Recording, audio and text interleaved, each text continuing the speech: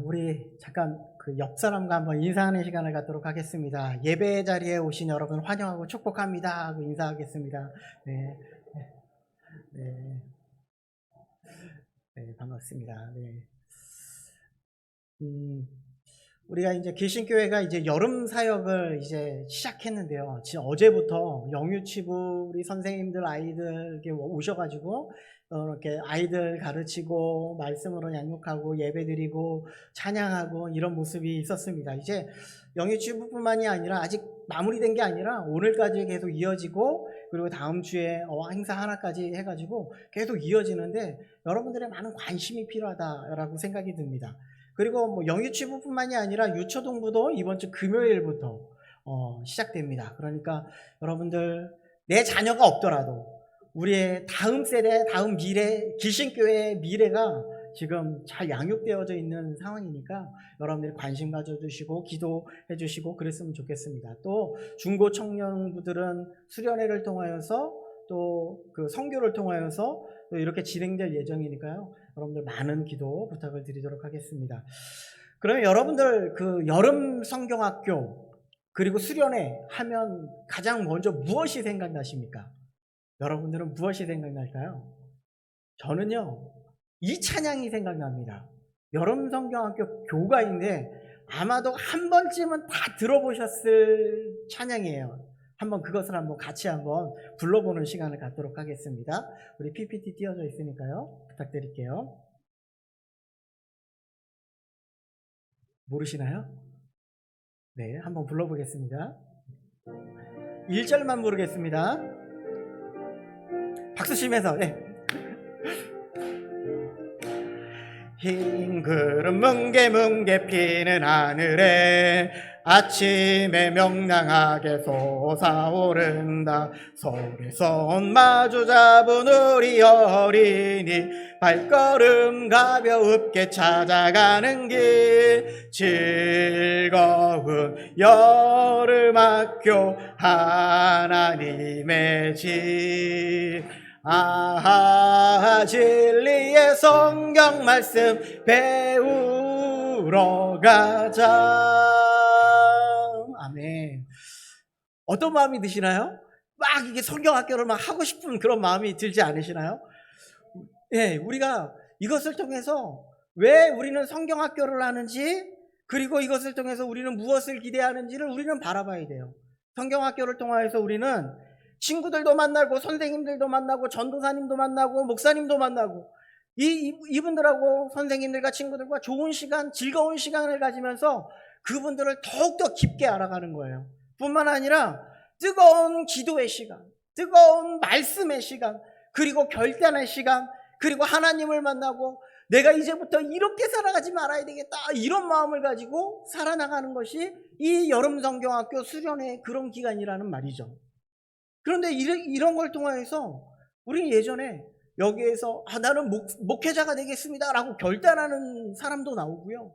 나는 선교사가 되겠습니다. 주의 복음을 위해서 모든 것을 들고 나가겠습니다 라고 이렇게 나가는 사람들도 있고요. 나는 사모가 되어서 교회를 온전히 섬기겠습니다 라고 이렇게 결단하는 분들도 나오는 데가 바로 이런 시간이었다라고 생각이 듭니다. 그런데 우리가 더 중요한 것이 있어요. 왜 목회자로 세워지고 그리고 그리고 선교사로 세워지고 왜 사모로 결단을 할까요? 나는 하나님 앞에 쓰임 받기 위해서 우리가 그 자신의 결단에 대한 마음이 왜 그런 마음이 드냐면 나의 정체성을 깨달았기 때문에 그렇습니다. 나의 정체성이 어디에 있는가? 그러면 우리의 정체성은 어디에 있느냐면 바로 죽은 자라는 것을 깨달았기 때문입니다. 죽은 자를 다른 말로 하면 나는 죄인입니다. 나는 죄인이라는 것을 너무나 깊게 깨달았습니다. 그래서 저 죽어가는 영혼들을 위해서 내가 주님의 복음을 위해서 헌신하겠습니다. 내가 저 죽어가는 영혼들을 위해서 많은 나라에 가서 내가 복음을 전하겠습니다. 내가 저 죽어가는 영혼들을 위해서 이 복음을 전하시는 목사님이나 선교사님과 함께 내가 사모로서 역할을 감당하겠습니다. 이런 결단으로 나아가는 거 아닙니까? 바로 우리의 정체성이 바로 죽은 자, 우리가 죄인 이런 사실을 우리들이 망각하고 잊어버리면 안 된다는 말씀이에요. 그런데 우리가 죽은 자라고 얘기했잖아요. 근데 죽은 자가 시체가 움직입니까? 아니에요. 죽은 자는요, 아무 말도 없고요, 아무 행동도 하지 않냐고요. 그냥 가만히 있는 거예요. 그런데 우리는 자꾸 살려고 발버둥 친다는 거예요.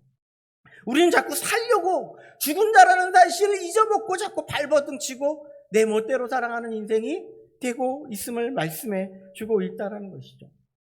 우리의 부모님들이 왜 이렇게 이 성경학교 수련회를 왜 이렇게 보내려고 했을까요? 왜 그 자리를 보내려고 애를 쓰면서 너는 가야 된다고 이렇게 이야기했을까요? 왜냐하면 그 자리가 나 자신을 발견하는 그런 자리이기 때문에 그렇습니다. 그러면 왜 교회도, 왜 여름 성경학교나 아니면 이 수련회나 이런 것에 정말 집중하면서 이것을 중요한 행사로 두고 있을까요? 이 날이, 이 시간이 정말 나 자신을 발견하고 우리 학생들을 다시금 세우고 학생들의 그들의 정체성을 발견해서 세울 수 있는 그런 자리이기 때문에 교회가 이것에 대해서 집중하고, 그리고 부모님들이 그 아이들이 바르게 세워져서 예수 그리스도를 온전히 바라보게 하기 위해서 그곳에 보내고 그렇게 있다는 겁니다. 우리는 이 모든 자리가요, 예수 그리스도를 만나는 것이 우리의 정체성을 깨닫고 나아가는 자리일 뿐만 아니라 이런 놀라우신 것을, 이런 놀라우신 핵심을 요한복음을 통하여서 우리에게 말씀해 주고 있다는 거예요. 요한복음의 핵심이 있어요. 요한복음의 핵심이 있는데 우리가 먼저 우리의 정체성이 그러면 무엇인가 한번 살펴보겠습니다. 히브리서 기자는 이렇게 말합니다. 우리는 혈과 육에 속했습니다. 우리는 혈과 육에 속해 있는 자입니다. 그래서 죽기를 무서워하네요. 우리는 혈과 육에서 속해 있어서 자꾸 살려고 발버둥 치는 그런 삶을 살아가고 있다는 거예요. 그런데 그 뒷말이 더 무서운 것이 한평생 매여 그것의 종노릇한다.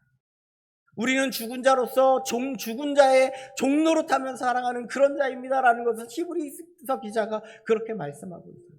우리는 죽은 자의 종노릇입니다. 우리는 살아나가면서 우리의 정체성은요, 죽은 자의 종노릇하며 살아가는 그런 존재이다, 이것을 말씀하고 있는데, 그런데 요한복음은요 더 놀라운 사실을 우리에게 말씀해 주고 있어요. 우리 말씀을 한번 찾아보는 시간을 갖도록 하겠는데요, 요한복음 20장 31절 오늘 본문을 꽂아오시고 요한복음 20장 31절 말씀으로 한번 찾아보도록 하겠습니다.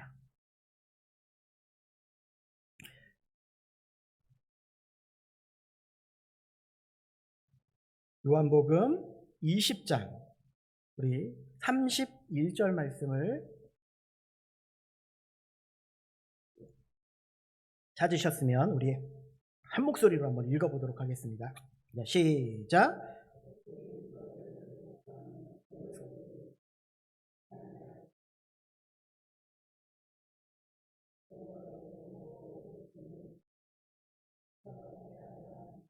아멘. 우리의 정체성은 죽은 자인데 이 성경을, 이것을 기록하면, 오직 이것을 기록하면, 성경을 기록함에 있어서는 그것의 목적은 무엇인가? 바로 예수 그리스도를 아는 것이다. 예수 그리스도가 우리의 주인 되신 것을 알게 하고 그것을 믿게 하려 하는 것이다. 그것을 통해서 우리에게 무엇을 주신다고요? 두 번째로 영생을 주시고자 하신다, 이 말씀을 하고 있는 거예요. 그것을 통해서 우리에게 생명을 얻게 하려 하신다, 이 말씀을 우리에게 하고 있는 거예요. 그러니까 우리는 예수님의 이름으로 우리가 죽은 자에서 생명으로 옮겨진 사람이 되었다. 우리는 더 이상 이제는 죽은 자가 아니다. 우리는 생명 가운데 거하는 그런 자이다. 이것을 우리에게 말씀해 주고 있다는 것이죠. 이것이 무엇입니까? 바로 영생입니다. 그래서 요한복음의 정말 중요한 말씀, 핵심 중에 핵심 중의 말씀이 무엇인가 하면 요한복음 3장 16절 말씀, 하나님이 세상을 이처럼 사랑하사 독생자를 주셨으니 이는 그를 믿는 자마다 멸망하지 않고 어떻게 된다고요? 영생을 얻게 하려 하십니다. 우리에게 예수 그리스도를 믿게 할 뿐만 아니라 그를 통하여서 우리에게 주시는 놀라우신 영생의 기쁨을 우리에게 누리게 하시고자 하신다, 이 말씀을 하고 있다는 겁니다. 영생의 기쁨을 누리고 예수 그리스도를 믿는 믿음을 가지게 하기 위해서 우리에게 이 놀라우신 은혜를 베풀어 주셨다. 그런데요, 아까 21장 20장 31절을 펴놓으셨죠? 30절 말씀을 한번 같이 읽어보도록 할게요. 30절 말씀입니다. 30절 말씀을 같이 읽어보도록 하겠습니다. 자, 시작. 예수께서 제자들 앞에서 이 책에 기록되지 아니한 다른 표적도 많이 행하였으나. 이 말이 무슨 말인가 하면요, 예수께서 제자들 앞에서 이 책에 기록되지 아니하는, 이 책에 기록된 것은 무엇을 기록하고 있냐면요, 표적의 내용을 기록하고 있는데, 이 표적뿐만이 아니라 다른 많은 표적들을 기록하고 있는데, 이것을 기록하는 것은 오직 이것을 기록하면 너희로 예수 그리스도를 알게 하고 그것을 믿게 하고 그분으로 말미암아 영생을 얻게 하려고 하신다. 이것을 우리에게 주시고자 하고 있다라는 말이에요. 그러니까 요한복음은요, 우리에게 무엇을 말씀해주고 있냐면요, 표적을 이야기하고 있다는 거예요. 우리에게 표적을 지금 보여주고 있다는 거예요. 그런데 이 표적을 바라봐야 되는데, 우리가 이 표적을 통해서 우리가 무엇을 바라볼 수 있어야 될까? 오늘 보면 11절에 보니까요, 예수께서 이 첫 표적을 갈릴리 가나에서 행하였더라 라고 이렇게 이야기하고 있다는 겁니다. 우리를 통해서 이 표적을 통해 바라봐야 할 것이 있습니다. 이것을 말씀해주고 있는데, 그러면 표적이란 무엇일까요? 영어 성경에는 사인이라고 되어 있어요. 우리 야구 좋아하시는 분들은 알 수 있겠지만, 포수가 사인을 냅니다. 이렇게 직구를 던지세요. 그랬는데 이 투수가 잘못 이해해서 커브를 던졌어요. 그러면 볼을 못 받아요. 그거를 받을 수가 없습니다. 그것이 사인이 맞아야 된다는 거예요. 요한복음에는요, 7개의 표적이 드러나고 있습니다. 그런데 오늘 이 표적이 무엇인가 하면 물이 변하여 포도주가 되었다는 거예요. 이 말이 어떤 의미냐면, 물과 포도주는요, 성질이 전혀 다른 겁니다. 성질이 전혀 달라요. 과학 기호도 달라요. 요즘은 과학이 발달해서 여기에 어떤 성질이 있는지, 여기에 어떤 성질이 있는지 정확하게 분별할 수 있는데, 그거 성질 자체가 다른데 뭐라고 이야기하고 있냐면, 물이 성질이 전혀 다른 포도주를 변했습니다. 이 말씀을 하고 있다는 거예요. 이 말씀은 뭐라고 이야기할 수 있냐면, 초월적인 현상이라는 겁니다. 우리가 이해할 수 없고 우리가 알 수도 없는 그런 현상이 지금 물이 포도주로 변한 현상입니다 라고 이렇게 말씀하고 있어요. 그런데 더 놀라운 것은 무엇인지 아십니까? 이런 현상이 일어났는데 많은 사람들의 눈에는 무엇만 보이냐면요, 그 놀랍게 변화된 것만 봐요. 우리들에게 아픈 사람이 있다고 칩시다. 아픈 사람이 있는데 갑자기 그 병이 나았어요. 그런데 우리의 눈에는 무엇만 바라보냐면요, 그 나은 사람만 바라봐요. 그 뒤에서 누가 역사하고 계신지, 그것을 누가 지금 이끌어가고 계시는지를 알지 못하고 있다. 이것을 말씀해주고 있다는 겁니다. 우리에게 이 표적이라는 것은 무엇인가 하면, 이 물이 변화해서 포도주로 변하는 이 기적에 초점을 두는 것이 아니라, 기적이 가리키고 있는 그분이 과연 누구인가, 그것은 누가 지금 이렇게 일으키고 있는가, 그것을 바라봐라 라고 이렇게 이야기하고 있다는 말입니다. 한번 예를 들어 보겠습니다. 누군가가 저에게 길신교회 어떻게 갑니까? 라고 이렇게 물어봤다고 한번 생각해 보겠습니다. 제가 그래서 이렇게 이야기했습니다. 길신교회요, 길신교회는 이쪽으로 100m만 가면 됩니다 라고 이야기를 했는데, 그 사람이 내 손끝에 와서 어디 있습니까? 라고 이야기를 하면, 그러면 이 사람은 어떤 마음일까요? 내 손끝에 와서 어디 있어요? 길신교회가요. 이건 잘못된 거잖아요. 그래서 표적이라는 것은 무엇인가 하면요, 제가 손가락으로 가리키고 있는 이 모습, 이것을 통해서 그것을 바라보고 그것을 따라 걸어가는 것까지가 표적의 역사라는 거예요. 그래서 저는 오늘 제목을, 우리는 무엇을 바라봅니까? 우리는 바라보는 것에만 초점을 두지 마시고 그 바라봄과 동시에 거기까지 나아가는 그런 믿음이 있기를 바랍니다. 예수님의 첫 번째 표적 가나안 혼인잔치를 통해서요, 물이 변하여 포도주가 되는 기적의 사건이 중요한 것이 아니라, 그 표적을 통하여서 이것을 누가 베풀고 계시는가, 이 놀라우신 기적을, 우리에게 이 기적을 통하여서 우리에게 무엇을 알려주시고자 하시는가, 이것을 바라볼 수 있는 그런 시간 되시기를 바랍니다. 처음 성경학교, 여름 성경학교 교과를 불렀는데 우리가 여름 성경학교 수련회를 하는 이유, 그것이 무엇이냐는 말입니다. 그냥 1년에 한 번 우리 행사니까 이거 즐겁습니다, 이것에 재밌습니다, 이렇게 해서 가는 것이 아니에요. 여름 성경학교, 말 그대로 성경을 가르쳐주는 곳이에요.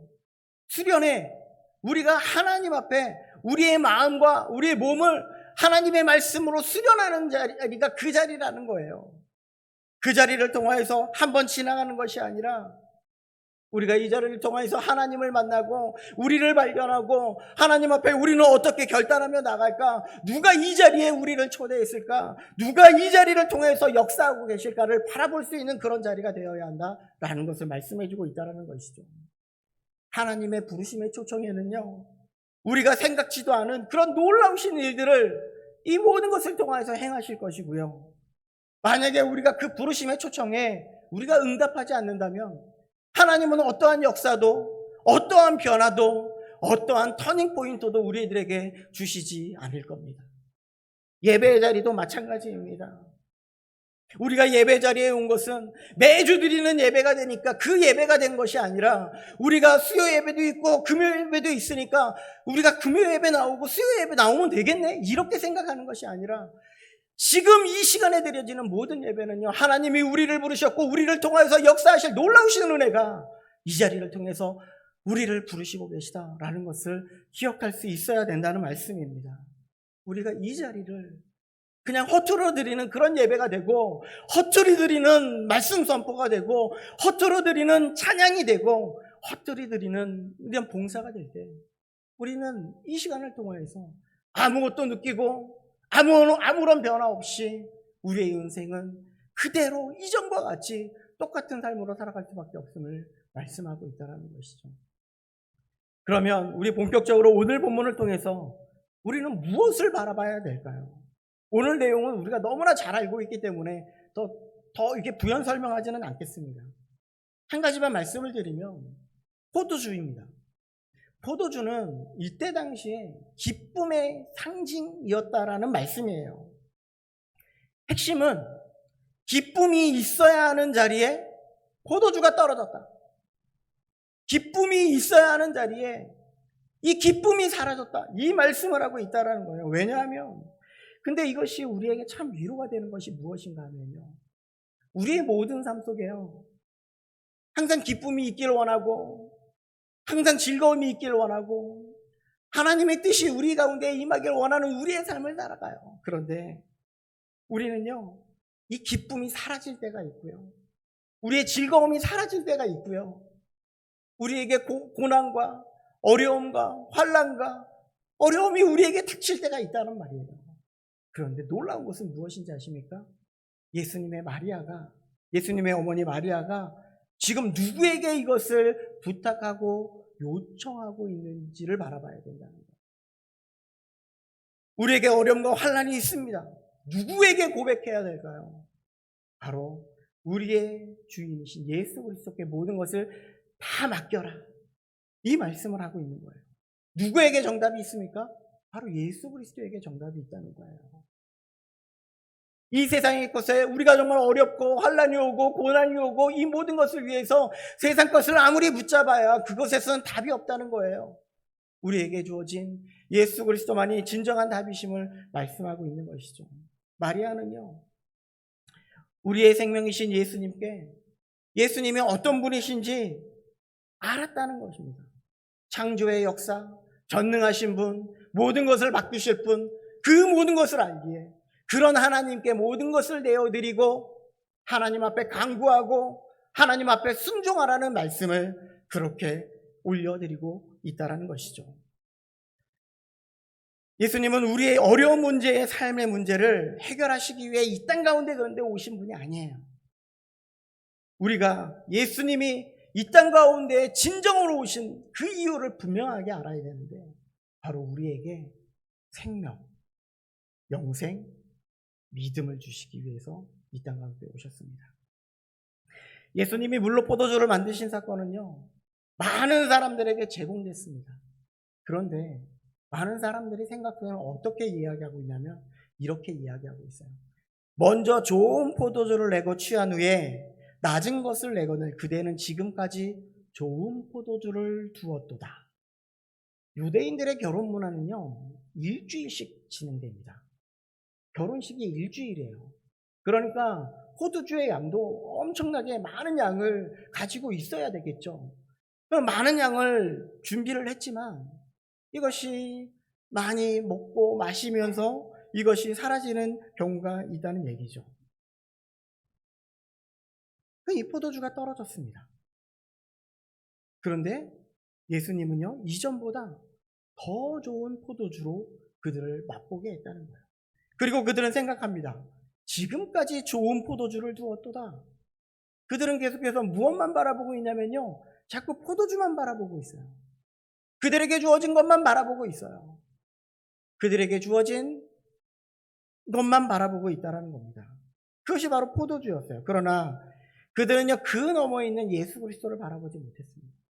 그러니까 그들에게는 믿음도 없었어요. 예수 그리스도를 통하여서 변화됨도 없었어요. 그들을 통하여서 이 믿음이 그들에게 생명을 가져주지도 못하는 그런 일이 되었어요. 그것을 말씀해주고 있어요. 그러니 우리들이 드려지는 모든 예배에도 마찬가지입니다. 우리는 예배의 형식에만 얽매여서 그렇게 살아나가는 그런 사람들이 아니라 헌신만, 봉사만, 말씀 선포만, 기도만, 찬양만을 우리가 바라보는 그런 자들이 아니라 이것을 통해서 하나님께서 역사하신, 하나님께서 부어주실 놀라우신 은혜를 바라보며 우리가 하나님 앞에 영광의 박수를 올려드릴 수 있어야 된다는 말씀입니다. 그럴 때에 우리는 어떤 일이 벌어지냐면요, 제자된 삶으로 걸어갈 수 있다는 말입니다. 9절을 보시겠습니다. 우리 다 같이 9절을 한 목소리로 한번 읽어보도록 하겠습니다. 9절입니다. 시작.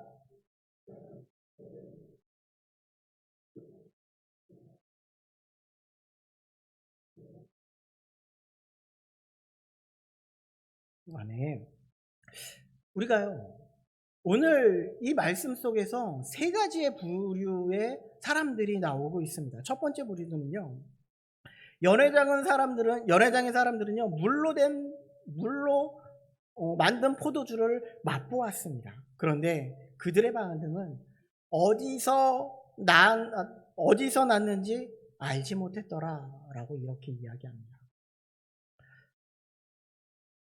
이것이 무엇인가 하면요, 바로 일반 은총이라는 거예요. 하나님은요, 우리들에게요, 많은 것을 주셨어요. 태양도 주시고, 구름도 주시고, 바람도 주시고, 자연도 주시고, 꽃도 주시고, 여러분들 좋아하시는 꽃도 주시고, 그리고 물도 주시고, 공기도 주시고, 정말 많은 것을 우리들에게 부어주셨어요. 이것이 하나님이 우리에게 제공하신 것이고, 하나님께서 우리에게 은혜를 베푸신 것인데, 근데 놀라운 것은 무엇이냐면 이 세상 사람들은 이렇게 많은 것을 부어줬음에도 불구하고 그들은 뭐라고 얘기하냐면 어디서 났는지 알지 못하더라. 하나님의 은혜를 알지 못합니다.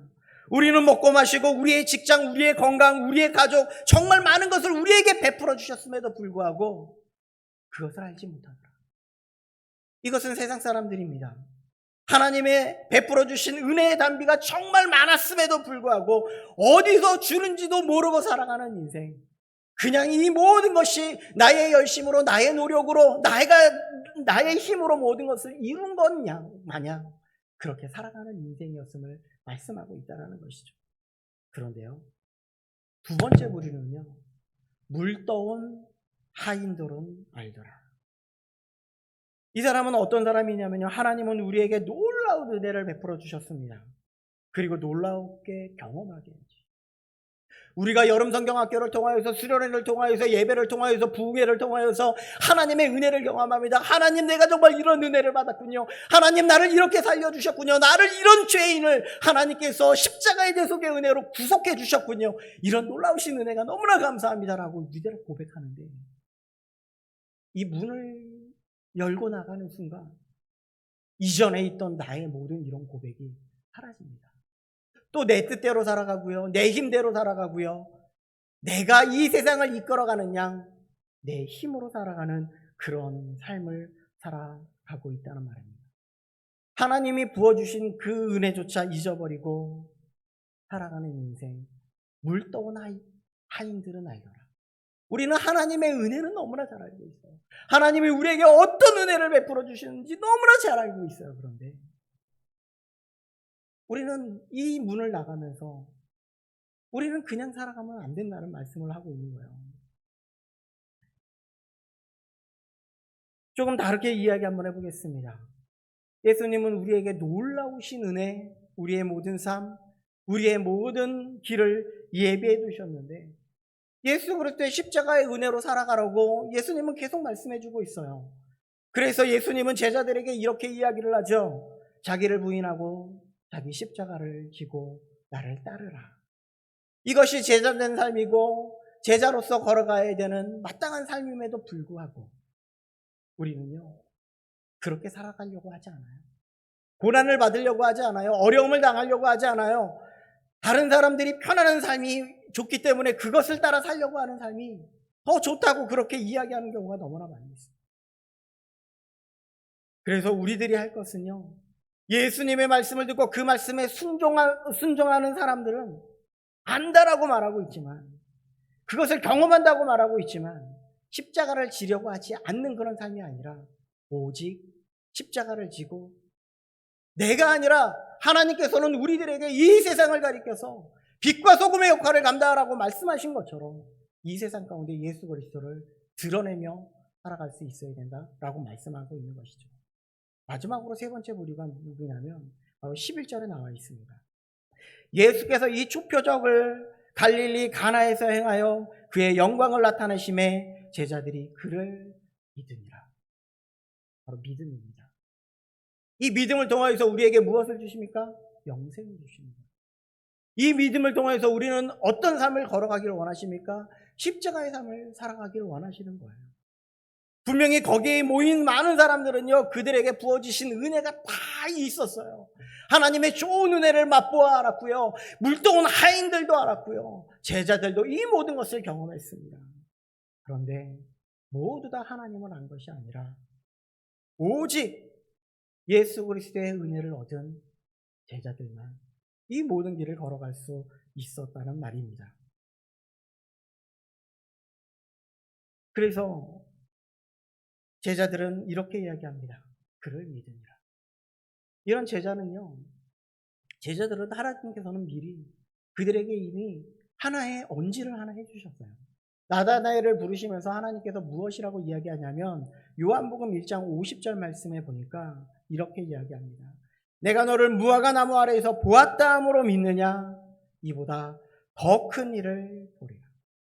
이 여기에서 더 큰 일이라고 하는 것은 바로 표적의 사건을 이야기하고 이 표적의 사건을 통하여서 우리에게 하나님을 바라보고 하나님의 놀라우신 뜻을 이루어가고 그리고 그 놀라우신 십자가의 은혜를 바라볼 수 있어야 함을 말씀해 주고 있다는 것이죠. 그것이 표적의 사건이었고 그것이 바로 물이 포도주로 바뀌는 놀라우신 은혜였다는 것입니다. 우리는 무엇을 바라보며 나아가고 있습니까? 우리는 이 예배를 통하여서 여러분은 무엇을 바라보며 무엇을 경험하며 이 모든 것을 어떻게 하나님 앞에 영광 돌리고자 하십니까?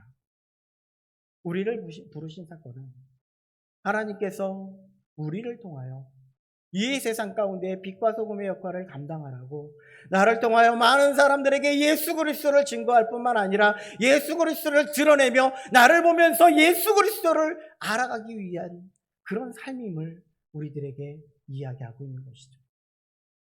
그렇기 때문에 우리는 우리의 모든 예배를 통하여서 여러분들이 나가는 이 발걸음을 통하여서 내가 조금 어려움이 있고 고난이 있고 힘듦이 있다 할지라도 그 고난을 믿음을 지켜나가며 주님의 뜻을 이루어가는 겁니다. 예수 그리스도를 드러내는 겁니다. 내가 조금 손해보는 것이고요. 내가 조금 더 피해를 보는 것이고요. 때로는 우리가 바보라는 소리를 들은다 할지라도 하나님 앞에 예수 그리스도만 증거할 수 있는 우리가 될 수 있어야 된다는 것이죠. 물로 포도주를 만든 하나님의 놀라운 일은 그 기적을 바라보는 것이 아니라 그 너머에 있는 놀라우신 하나님의 역사, 하나님의 베풀어 주신 하나님의 일반 은총과 특별 은혜, 그 은혜를 바라보며 우리들도 그 은혜 가운데 예수 그리스도를 증거하고 보여주는 그런 삶이 되기를 간절히 소망합니다. 기도하겠습니다.